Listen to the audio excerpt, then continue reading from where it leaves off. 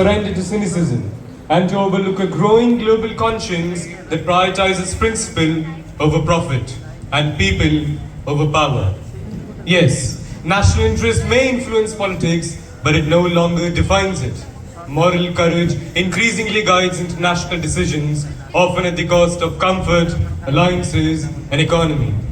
Let me take you across continents to places around the globe where nations chose values over advantage. The first country, India, my beloved country, and the world's largest democracy, has refused to remain silent, even when Myanmar's military overthrew its elected leaders in the year 2021. Despite strategic and security interests in the region, India stood for democratic restoration.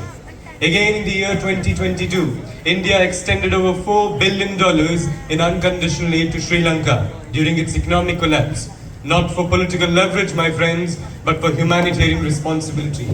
Even recently, in May 2025, during Operation Sindoor, India conducted targeted airstrikes on terrorist camps that posed a threat to our own national security. Notably, India also made sure that no civilian lives were harmed and thus followed the international law. The next country, Russia, the world's superpower. When Russia invaded Ukraine, over 140 countries around the globe condemned it at the United Nations. Western nations froze billions, cut energy ties, and risked inflation at home, not for national advantage, but to protect the sovereignty of a democratic nation. The next country, the United States. The United States has suspended military aid to Egypt due to electoral manipulation. As we all know, Egypt was not a weak country. It was a strategic ally. Yet aid was halted to uphold democratic accountability over convenience. Even recently, the United States has faced global condemnation for its rollback of migrant rights. You ask the reason why? Because the United States is also held to moral scrutiny. The last country, but not the least, Turkey, an important NATO ally. Western nations have always criticized this country for its human rights record. Now, in the year 2023, the European Union stopped its membership talks with Turkey. Why?